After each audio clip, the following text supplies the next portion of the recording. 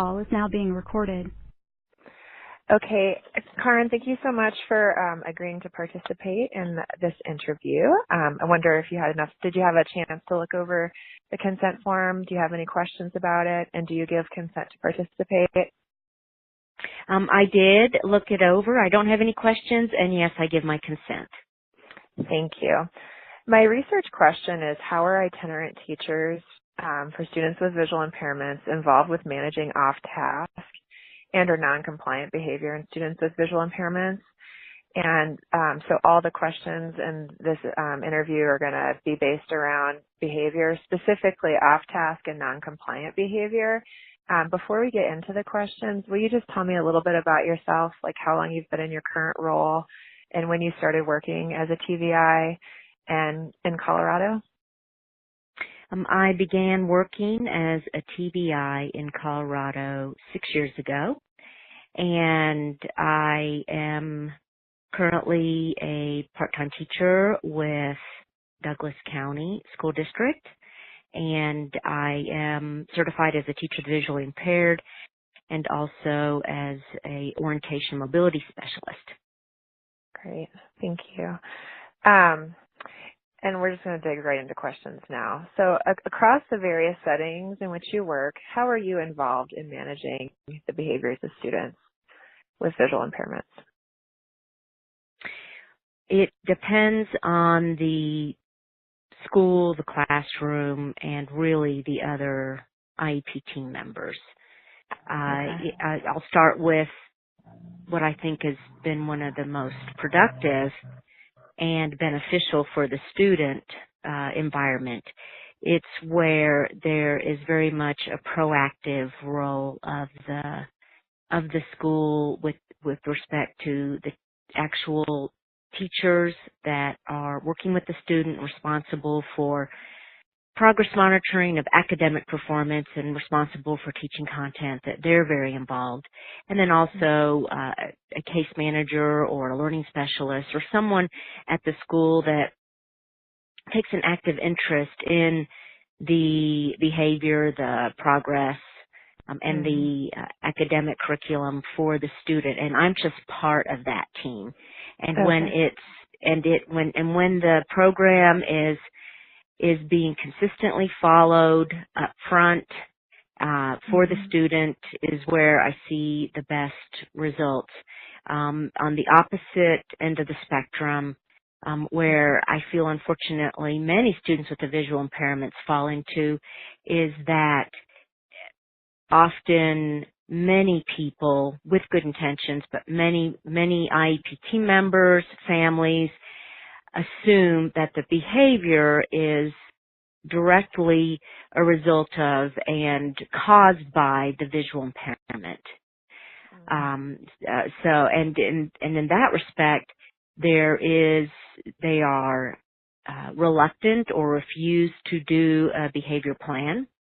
In the IEP, where it states, does the student need a behavior plan, it's marked no, even though there's well-documented instances on a daily basis of noncompliance, off-task behavior, and they just feel that that often the only answer is to increase the time that an adult sits with that child, which often they expect the teacher of the visually impaired to do. It's just to sit with that child and provide that behavior management piece. Okay. The next question is specifically directed at those kind of challenging behavior situations. Do you have any specific experiences that you've had that you could share with challenging student behavior? Yes. For 2 years, I worked with a kindergartner and then first grader who his primary diagnosis was autism. And secondary was vision. It actually started as his primary diagnosis was visual impairment, and then the family had obtained a well-defined autism eligibility, and then there was a lot of discussion around, well, is it really visual impairment primary and secondary autism or vice versa? And we ended up going with autism.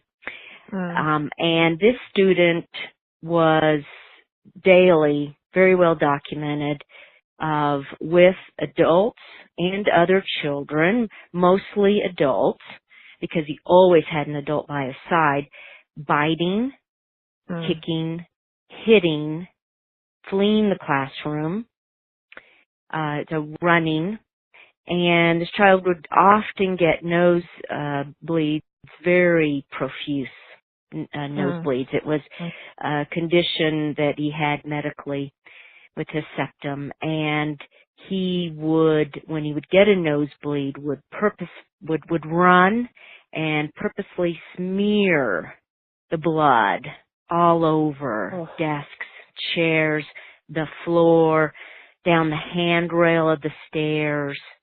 And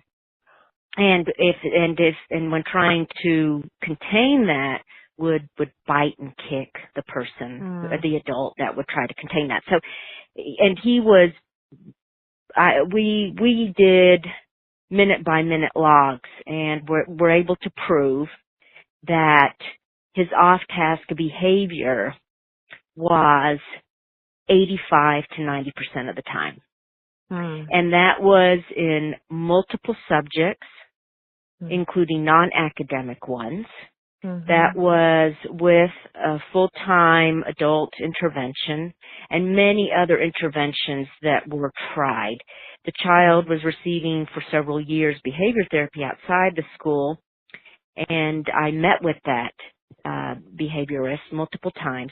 And in her controlled office environment, the child would respond well to the interventions, whether it was first then interventions, whether it was using a reward system, finding very high interest subjects, and we implemented those, and they had marginal success. The highest success was high interest, but it really took away all learning and was becoming more of a play date.